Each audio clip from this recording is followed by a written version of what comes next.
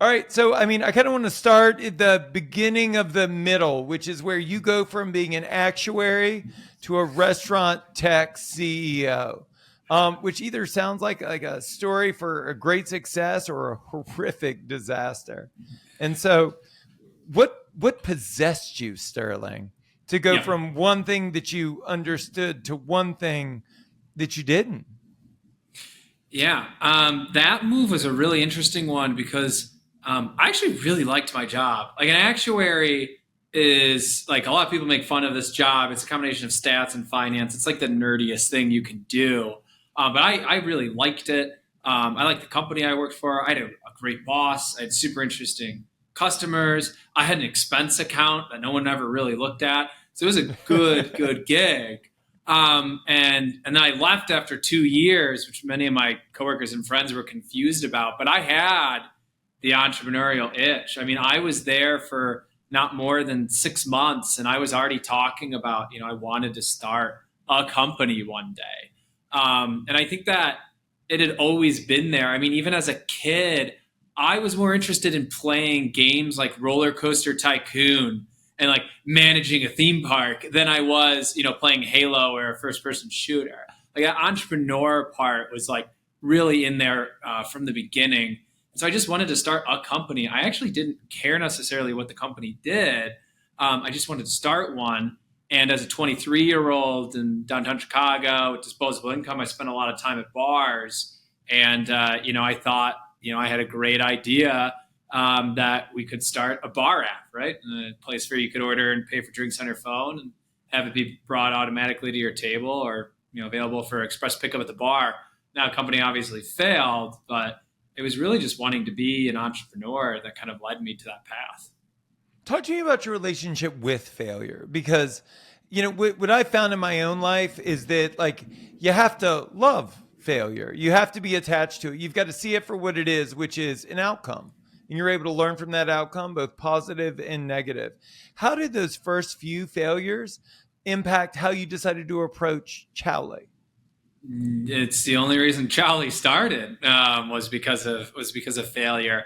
I grew up with an older brother, and he was basically better than me at everything. So I was used to failure. I was used to losing. That guy never let me win. I had to always work twice as hard and still come up short. So failure was never something. It wasn't foreign to me. And so when the first company failed, it was really a chance for me to learn, and I somewhat knew that at the point, but in the moment, I mean, it was definitely a valley. I mean, I had tens of thousands of dollars of credit card debt. I was sleeping on an air mattress. The company had failed. My co-founder had kind of walked out because he didn't see it working out. So I was laying on my bedroom floor, kind of feeling sorry for myself, and called my brother, and he basically was like, "Well, you're gonna sit there and sulk about it. You're gonna go start something else, figure it out." I was like, "Oh, he's right, right." And so within 2 weeks, I had three different projects, with potential to kind of give me a stream of income so I could pay rent, and one of them ended up turning into Chowly. So Chowly doesn't happen without that failure. Well, and I would ask you, when it comes to Chowly, I'm sure you did the math at some point. And you're like, here's what I want to do. I want to create a solution for a market that's almost impossible to penetrate. But once you do, you figure out no one has any expendable income. And so, how do I create a solution for people that don't particularly want it and don't really have the money to pay for it? So then you would have to ask yourself, I would think, does this need to exist? And why must I be the person that brings this thing into the world? So give me the context on that. So, like, you look at the landscape Yeah. and because you could have just called Toast, right? Said, hey, build this thing. This would be a good idea for you to do. Why did it have to be you? Why did it have to be this? What was your thought process in that moment? That is a good question. I thought almost about none of that. The big mistake that I made with the first company is that I had a solution in my head and I was trying to find problems that I could apply it to, right? Like I, as a consumer, I wanted to order drinks on my phone. Like I had a solution in mind. And what I realized from that failure is that that is the complete ass backwards way to actually build something that provides value.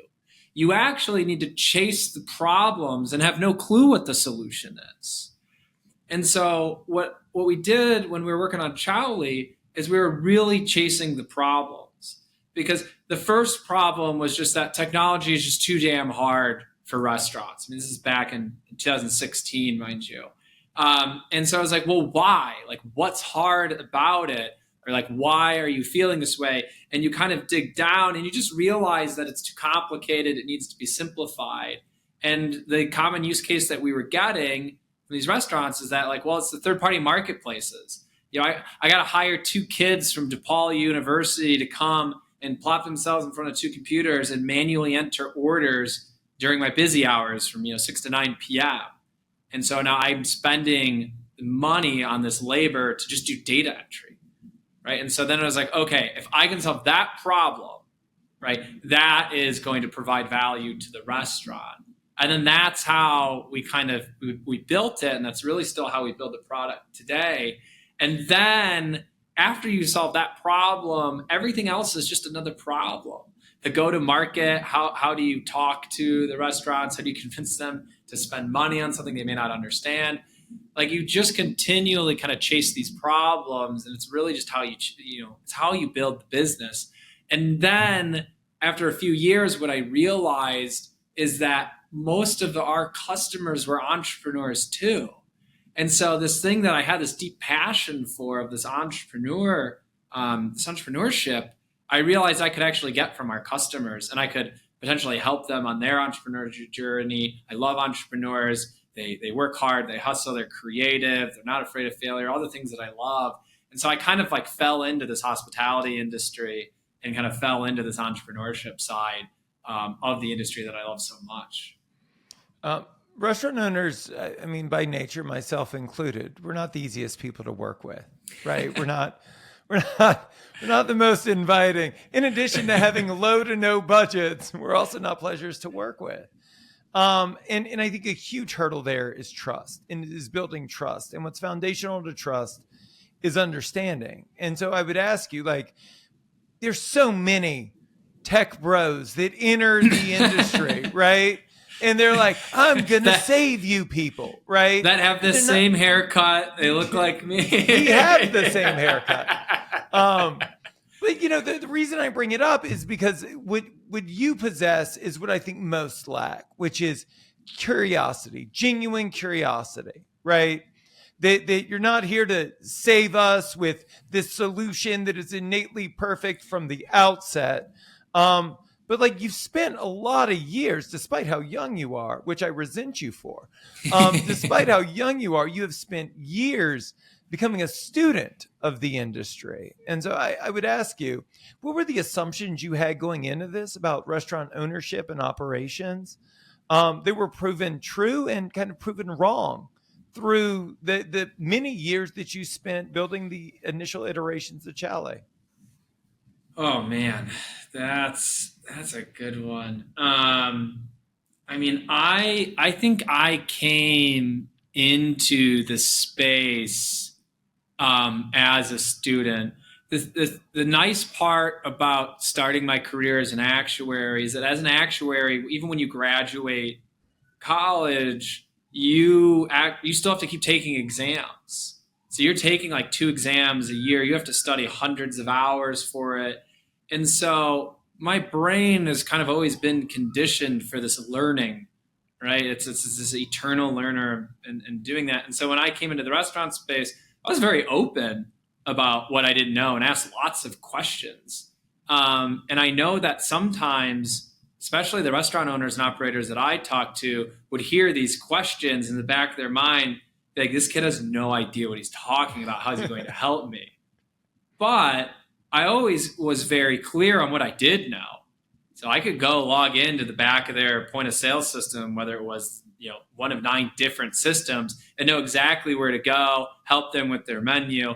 And as each conversation I had, I got smarter and smarter. I did learn the business. But one thing that I still maintain today when we talk to restaurants I always tell them, I will never know your business as well as you do. Never. I'll know a lot more about how Google Business Profile can drive traffic to your website. I'll know more about how the nested modifiers will integrate with these 6 different platforms, but I'll never know more about your business. So when you tell me something about your business, I'm going to believe you, because you're always going to know better than me. But you do have access to data. And I'd be curious to know. So you launch Chowly, and then when you do, it gives you access to incredible amounts of data. It's like pulling the lid off the Yep. top of the industry. And Chowly has evolved a lot since the day you launched.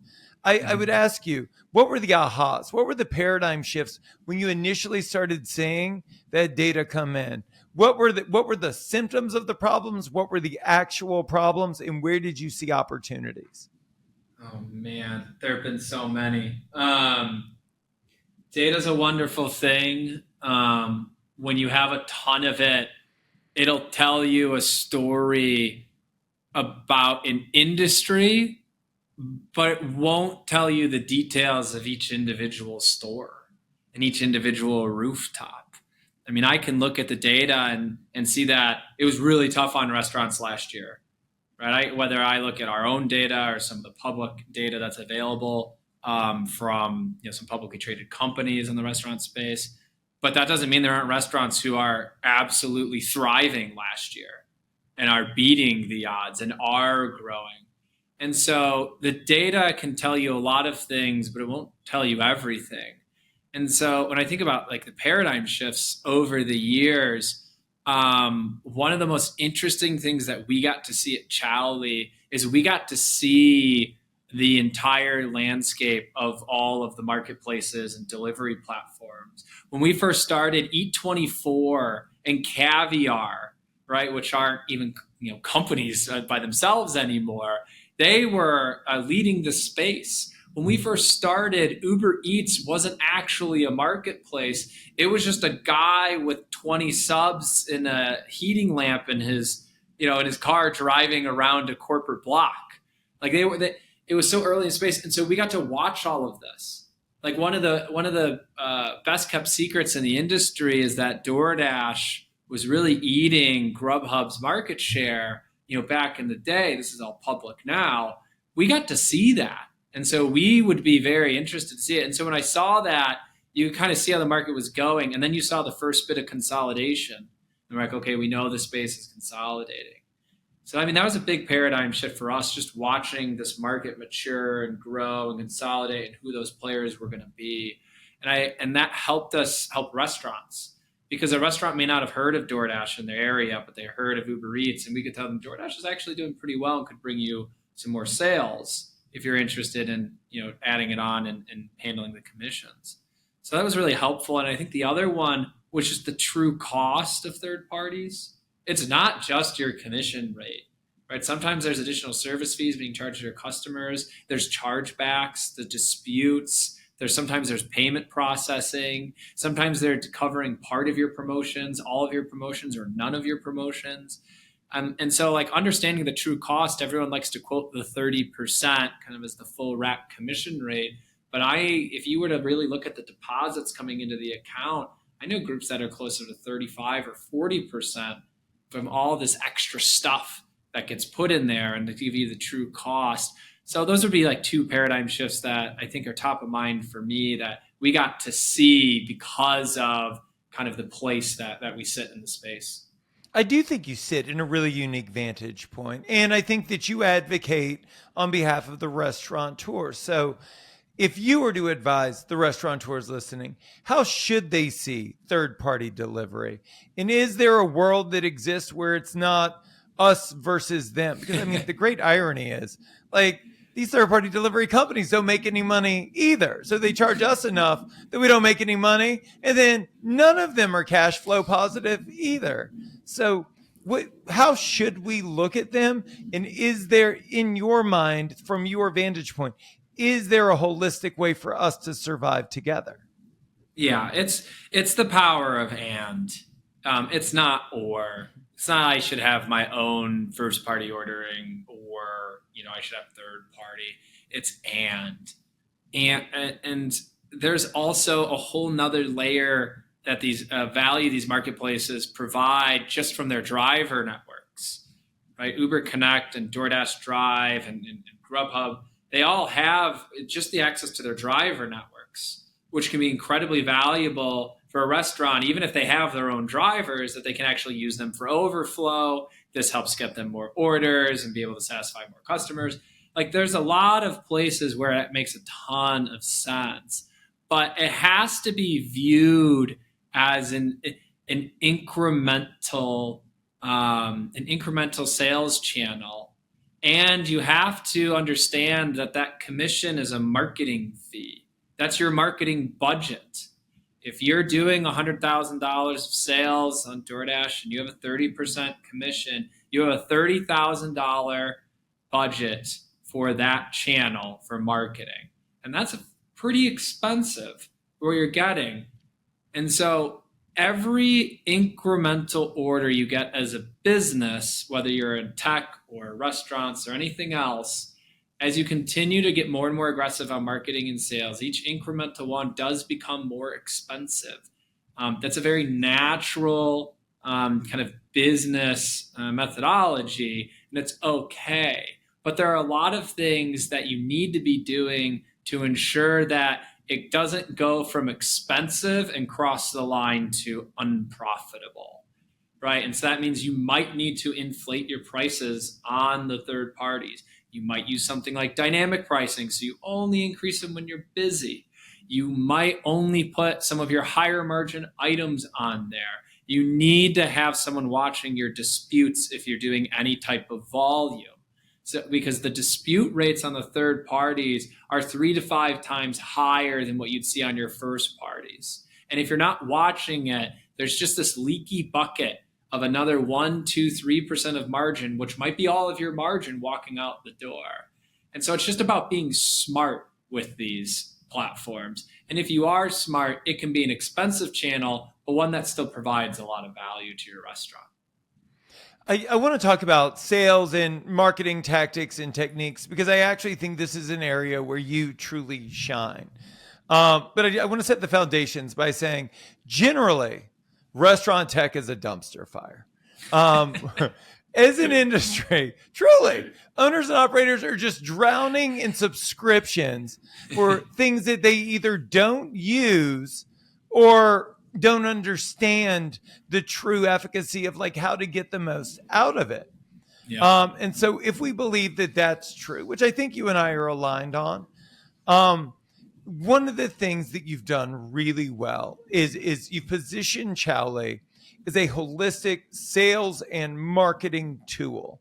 Talk to me about what that means in practical application, how you're able to guide someone through an ordering process to get more and feel like they're getting more value in the process.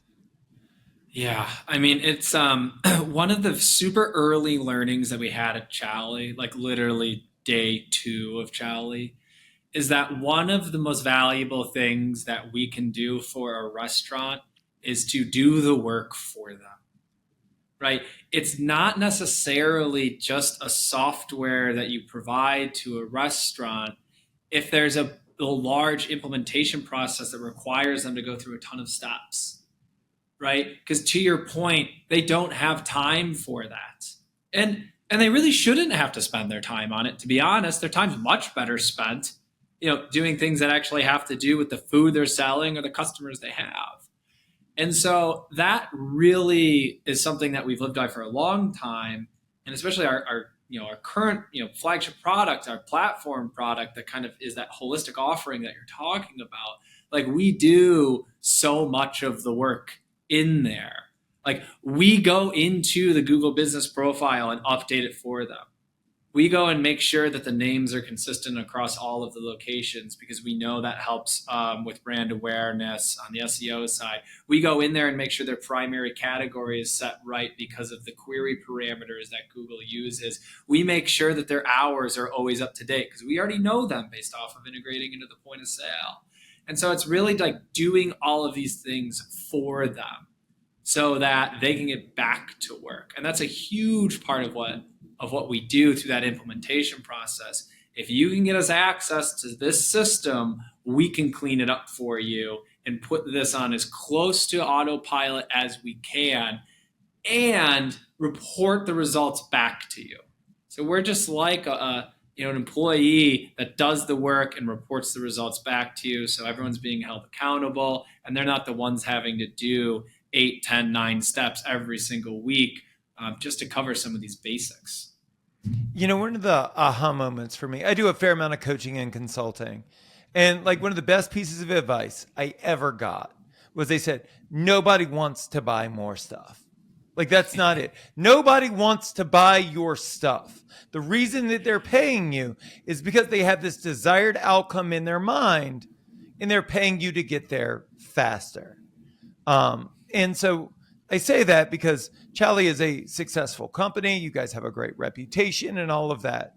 And you so casually reference the Chowly platform, but that's a strategic risk, right? That was a massive financial investment in creating a holistic platform that nobody asked for, but everybody probably secretly wanted.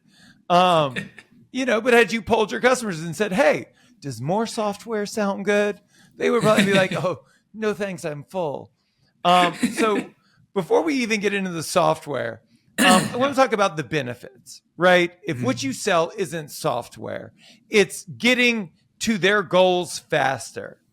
When you initially conceptualized the Chowly platform, like what were the outcomes for the individuals that are using the software? How did you want their lives to be impacted? The nice part about that is that if you talk to enough of them and ask the right questions, they'll tell you. So when I envisioned the platform, I didn't have in my head, here are the 3 things that I want to provide. I more just had, all right, here is, I talked to like 90 restaurant operators in 90 days, about a year and a half, 2 years ago. And it was I love talking to entrepreneurs. The passion Yes. keeps everything interesting. And when you asked enough questions and you understood and you started doing the pattern matching, it became fairly clear what they wanted. They wanted more orders, which I know sounds stupid simple, but that's really what they wanted. They wanted more orders. They wanted to have less of a reliance on third parties, right? If they were having so much success on these marketplaces, that means their restaurant's doing well, right? They're clearly making good food. It's clearly resonating with the hyper local audience. So why can't that traffic go to first party?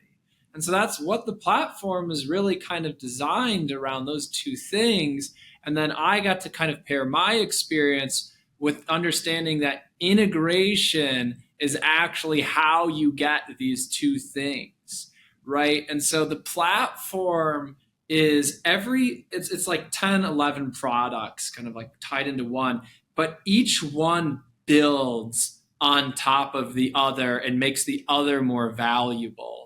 Because we run the Google ads, we now know the keywords of the hyperlocal audience around that location. So we can feed those words into the marketing website to drive more organic traffic. And if we can drive more organic traffic, we can get the consumers to discover that restaurant via Google faster and before they discover the restaurant on the third party. Because trying to convert someone who orders from your restaurant on Grubhub once a week to your first party is really hard. People have habits and they don't want to break them. So our techniques and our practices and what we've seen work, it's actually not to go after those customers. Go after the ones who don't know about you yet. And if they find you first on your website, now they can become a direct customer. And so this is how we can kind of create that more orders and start converting over time the share of your revenue from this expensive channel to a much more cost-efficient channel. And all of this just stemmed from talking to operators, asking lots of questions, and combining that with kind of the domain expertise that we worked on. I mean, we bought 2 companies to help put together this platform. It is a ton of product. And so making sure that it actually provided value and tied together was a huge challenge. Well, and I don't think people just want more orders. I think they want people ordering more things on those orders. And Of so I want course. you to talk to me about everything that you learned around and executed on as it relates to suggestive selling, Yep. dynamic pricing, and increasing average order value. Yeah, basket size, huge. We had a customer on the platform product, and after 2 weeks, we were looking at the order volumes, and they were exactly the same as they were before us. And we were trying to figure out why and what happened. Was there like was there like a cold weather snap or something that's preventing it? And what was interesting is that we came to this call ready to talk to this customer and so prepared to talk about like why aren't the orders increasing? And he was so happy on the call, and we were wondering why. And it's because his orders were the same, but the sales through digital were up 20% because his Right. average basket size had gone up 20% as people were ordering more. And so things to make you order more. I mean, they seem basic, but making to actually execute on them, it can be a little difficult. One is just having pictures on your menu.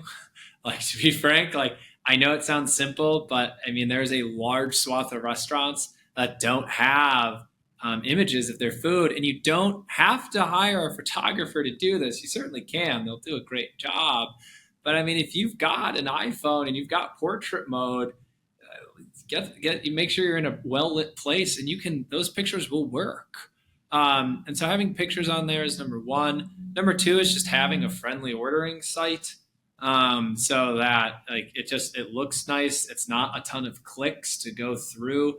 That's something we pay a ton of attention to. How many clicks does it take for them to actually submit an order, and just making it easy on them. Um, you know, uh, having an account that they can save their payment profile for, having access to Apple and Google Pay on the sites, and then the biggest thing is just the cross sell. One of the things I love about technology is that it doesn't get tired, and it doesn't mind hearing no. So just having on the checkout page the suggested upselling, what pairs well, and it's fairly similar across every group. Drinks, desserts, apps, pick those ones that you know so well, and just remind the customer and ask them, hey, do you want to add this? And it's amazing that the percentage of times that they actually add it's quite low, right? We're talking single digit percentage. But even if it's 1% of the time, they're adding $4 or $5 to their order. That will increase the basket size on average, and it doesn't tire. It doesn't care that the last 96 people said no. It just keeps asking. And I think that that's a big part of it. Being able to shuffle them, knowing which ones to do is super helpful. Tons of AI models are really good at that now. In my opinion, this is a table stakes feature for any online ordering product. Other people have it, not just us. But those are some of the things that we've seen work really well in increasing the basket sizes. I want to talk about friction. So, what I found through my entrepreneurial career is that the things that I never gave a second thought to are the things that should keep me up at night. One of those things is abandoned cart. And the idea that like any friction associated with the sales process is going to lead to some level of churn. Maybe it's 1%, maybe it's 100%. You don't know how many people go to order through your website, get halfway through the process, and just say, nah, this is just... I know exactly how many people do that actually, but go on. Let's talk about it, because again, like that's where the paranoia should be. Everybody wants new customers, right? Like that's why people are tuning in today. Everybody wants new customers, but like we should focus on that after we say how many people have gone to the website, had trouble, there's friction associated with the ordering process, and they just say, nah, not for me. Oh, everything was perfect, but I can't use Apple Pay and I don't have my wallet on me. I can't do this. I'm not going to do this. Talk to me about what you guys are seeing as it relates to friction in the sales process and it ultimately leading to people abandoning their carts. It was one of the things that led us to acquire a company called Koala because they were so good at this. And they'd done so much research and had so much data on why they did all these little things. There's no silver bullets in this. There really isn't. It's just a bunch of lead bullets. It's a bunch of 1% improvements that stack on top of each other. And when it comes to the friction on the online ordering experience, there are little things. You brought up the Apple Pay. That one's definitely on there. That one actually moves a little bit more than 1%. But I gave an example. If you have required modifiers on an item, like they have to select a bread type or a size or something, what will end up happening is that they're looking at an item and they hit add to cart, and it doesn't let them because they haven't selected the required modifier. So you need to do one of two things. Either have one default selected for them, or when they hit that button, scroll to it, bring them right where they need to go, and then give them a visual cue that you need to select one of these things. And the difference between that, it's just another 1%, and it's another way to kind of get that order. And there are 20 to 30 of those similar examples throughout the ordering process, and you just have to be maniacal about it. And I bet you there's still some we haven't learned yet. We're constantly looking for more. We're constantly looking for an edge, on the conversion rates and these friction points. Because we know if we continue to just stack these 1% improvements, it's how you come out with a really great tool, and it's how you get more orders for restaurants. I also want to talk about marketing and marketing automation because I think it's important. Right now, what we're talking about is all of the doodads and gizmos in the platform that drive people that have never done business with you to do business with you, which is great. Yeah. In my mind, it is so much easier to get someone that has ordered from you in the past to order from you again. One of the questions that I use to try and create paradigm shifts in the mind of my clients is, what would your favorite restaurant have to do to convince you to come back? What kind of discount or promo would they have to offer? And everyone says the same thing, like nothing. They would just have to invite me back. And, I would ask most of the people listening today, like, what are you doing to get people to order from you again? And the truth is, no one has time to segment out that audience and then figure out that, okay, 7 days later from when they place the order, I need this email to go out. It needs to look like authentic one-to-one communication at scale. I mean, it makes you want to throw up in your mouth. But you guys have managed to automate the process. Talk to me about what that looks like inside the Chowly platform and what you've seen that do from the data to your client sales. We can tell after about 2 weeks where we should be focusing the marketing. So I'll give you an example of kind of two different customers. One customer, they're doing, we're doing a couple thousand website visits a week. We're getting a couple hundred orders a week. And we send an email to their customer base. They have an email list, or we've got one for them. We send an email about catering, right? Not about ordering, just about catering, which is not really a very now thing. And we'll see the website traffic increase, right? Because people will see an email quick. But this customer went from 30 orders a day to that day, they did 50. So why did they get that incremental 20 when we sent out a catering? They weren't catering orders. This is a clue that tells you that this restaurant has a good audience. They have an engaged audience. And that audience, we don't need to target them with offers. We just need to remind them that we're there. That's it. We just need to remind them that we're there. We can tell them about a new item. And this is how we can keep those marketing costs down. That email was free. The ROI on it was infinite. Divide by 0, right?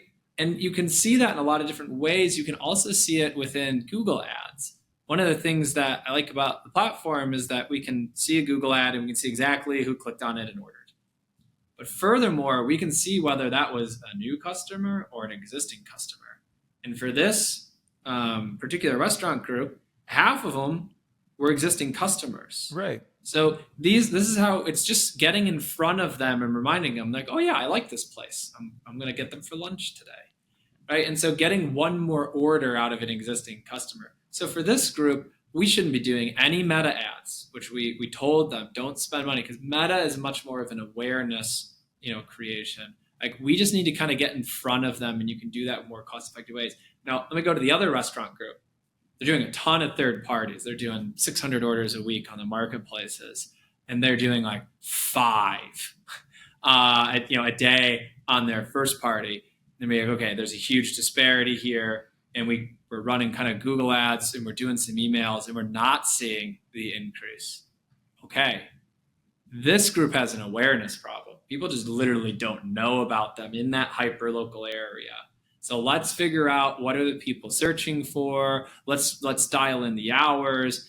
Let's make sure that we're targeting the right group. And in this case, like if you want meta ads to convert, you need to put an offer on them, right? And so in this case, we're really focusing more on how do we just get them more site traffic, right? I'm not really worried about orders right now. Orders come later. We've got to solve the awareness problem first. And when you're solving awareness problem, now meta ads is a great strategy for this group. We actually might tone down the Google ads on them because Google ads is more for immediate attribution.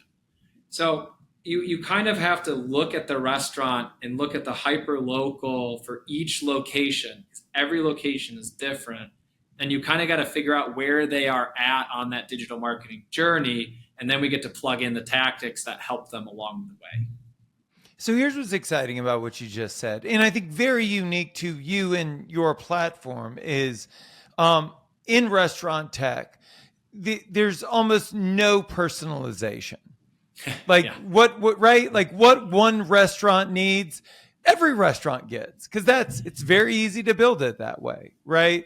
But you're functioning almost like a bespoke marketing agency for each one of your restaurants, analyzing the data and then adjusting the marketing and advertising effort to their specific needs. Talk to me about internally, like the lift to build something like that, because it had to be insane. Yeah, I mean, there's a huge engineering effort, but there's just a domain expertise effort that's required. This is what this was the most valuable thing that we got when we acquired Targetable, is we got years and years of domain expertise from them. And so what we kind of learned, and I'd known their CEO for years, and we loved, he was teaching me all sorts of stuff. Their CTO has taught me even more in the past month since he's been with us. There's a handful of plays, right? We're up to 11 playbooks right now. If we were to do another interview in a few months, maybe we'll have 12, 13, 14. But there's a handful of them. And what we do is we continually add to them, and we continue to get better and better at running them. And for us, it's trying to figure out as quickly as possible which play we need to run for them. It's not unlimited. It's not customized, right? But it is built for the different types of situations that most restaurants are in.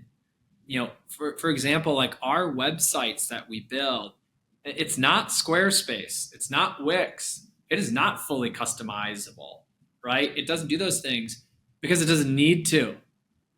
For the most part, a lot of those customizations actually hurt your site traffic, don't help it. We basically build you an e-commerce site because your website has 2 jobs: get traffic, get orders. And so that's what our sites are focused on. And so we kind of have like taken this world of infinite, permutations, and have tried to really slim it down and create these playbooks and these kind of isolated things that we know work, so that we can, reliably kind of provide the value that we're promising to restaurants. Talk to me about dynamic pricing. I think something that is as exciting as it is terrifying for all of us, right? Yeah, dynamic pricing is a fun one. I personally am a big believer in it, especially for restaurants specifically. I think that restaurants have this this just built-in unfairness that they're held to such a higher standard than like any other business, and people don't realize it's actually one of the hardest businesses to run. It's a very deceptively difficult business model. And so on the dynamic pricing side, if all these other industries can do it, to me, there's no reason why restaurants shouldn't. They actually have a higher variability than their costs than the other industries that do it, which is the real reason you should have it. And so I'm a very big believer in it. A lot of restaurants do not agree with me and do not share that opinion. A lot do. I would say it's definitely our most polarizing product, but it also is one that I have seen. I mean, for a restaurant, it's a checkbox. Like they do nothing. We check. They say they want it. We check a box. It just happens, and then they get literally more profit dollars in their pocket, not sales, because this is a price increase. The cost isn't going up with this, right? So this is going directly in it. And I've just seen way too many cases of restaurants getting 7, 8, 10. We have one group that I think is going to do like $80,000 this year in additional profit because of dynamic pricing. And to me, a restaurant should be using every single tool in their toolbox to try to crank up that EBITDA and add another point to their margin. So I'm a big believer in it, but look, a lot of restaurants aren't, so no worries. Our platform product includes it. You can opt out. You don't have to use it. And I will say that I'm a very big believer in it for third parties. I'm less of a believer in it for the first party online ordering. I'm still good with it, but I would say 90+% of our customers only have it on for their third party marketplaces. Here's what I'll tell you. If I could just advocate for it for just a minute, because I am a huge advocate of dynamic pricing. The biggest objection is that I'm going to piss people off. That's what they're worried about, right? People are going to see that it's unfair, to which I always say, like, what kind of customer frequency are you seeing? Like, do you think people remember the price of that pepperoni pizza month over month? Are they ordering from you every day? Because if they're ordering pizza from you every day, they're not going to live long. That's probably not your target market anyway. And so, but really, think about frequency.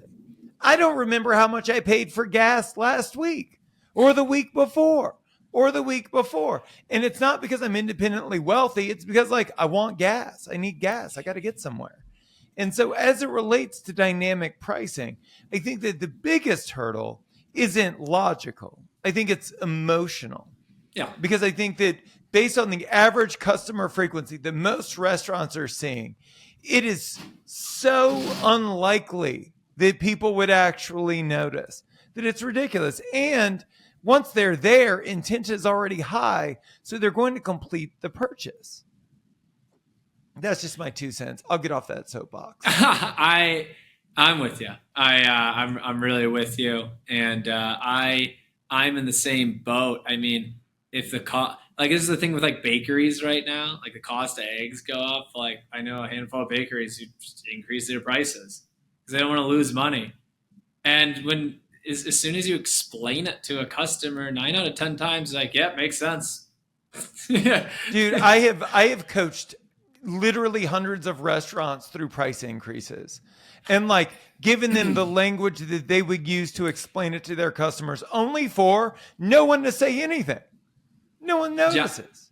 Josh, that's not just restaurants. It's every single business, every single entrepreneur, me included. I went through this too. They're terrified the first time of raising prices. You're just terrified of it. And then you do it once, and then you realize, oh, wait, this is actually normal. As long as you're transparent about it and you're honest about it, it's almost always going to be better for the business. So it's every entrepreneur ever. I have that you have that conversation with restaurants. I have that conversation with tech entrepreneurs all the time.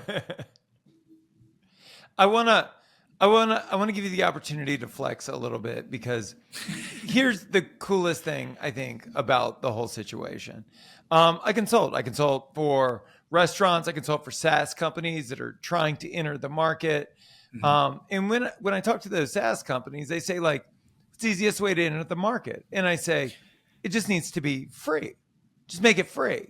And by that, I don't mean that you don't charge money, but like nobody's looking to save more time or more effort.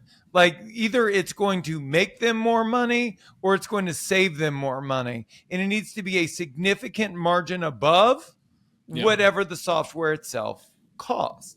And I think one of the coolest things about Chowly platform is that like you've got copious amounts of data that show that Chowly's not actually free. It actually makes you more money while saving you more money. Talk to me about that. Yeah, it's actually really fun because the platform's so wide ranging, right? It's everything outside of your four walls that if you don't like one of the cost savings or money increases that we're telling you we're doing, oh, we got more. We had a group, we went live with them. They're only live for a week. And they got their first bill and they're like, I don't even like what value are you getting from me? And we showed them like the ads. Like, hey, you ran $5 a day on ads, you spent $35 in ads, and here's $400 of sales. We gave you a 10x row. He's like, those people would have ordered from me anyway. We're like, well, no. And when we explained to him how the tagging system works and like how it's immediate, and he just wasn't into it. It's like, okay, let's go look at our dispute management. Well, we had won 9 disputes on his third party. It's a very high volume place. And we'd saved him $120 in a week that he would not have done because he wasn't watching them before. Then we went to the dynamic pricing and said, last week we got you another $50 in markups that you wouldn't have otherwise had from the third party marketplace. And so you just stack this value conversation. Like by the time you get your next bill, we've already paid for the next 6 months of our service for you. And so it's one of the things that we needed the message to be clear and we needed it to be overwhelming. And so that's really what we kind of think of on how we talk to our customers is that the value is overwhelming, right? It's so much that you have to just be like, oh man, this is great. I can get back to work. And so that's really how it's kind of designed. What should we steal from you? What are the tactics, the tools, the strategies that have served you well as an entrepreneur that we could internalize and use to benefit our own lives and careers? I'm a huge believer in mentors. Huge believer in mentors. My dad was my first and greatest mentor, and one of the things he really beat into me as I was growing up was to get mentors. My first day as an actuary, I met the head of the Chicago office, guy, 2,000 people reporting to him. And I was like, hey, would you be interested in being my mentor? Like, we just meet like once a month, once every other month. I'll come with questions and, I'll follow up and do all this. Like, but it's like a crazy thing to ask someone. But he said yes. And he's still one of my mentors today. I've learned a lot from him about leadership in particular. He's an excellent leader. And, I have another one who's more into tech. I mean, I have a whole roster of them. Mentors have been huge for me. And that just kind of goes along the line of kind of the eternal learner, right? I'm always trying to learn more from mentors. Same thing, I was trying to learn more from our customers. Going all the way back, I was trying to learn more from actuarial textbooks. These two things have been super important to me. And then the other one is just, it's just resilience. A failure or a mistake isn't one if you learn from it. All right, and you actually take action and make a change from it. And, look, Chowly is literally built, and the only reason it exists is because the first one failed, right? And I made 15 classic mistakes on it so that I wouldn't make them on Chowly. So I think that just being resilient, pushing through those tough times, being the eternal learner, always having mentors, plural. I think those are just 3 pillars for me that I think have served me so well.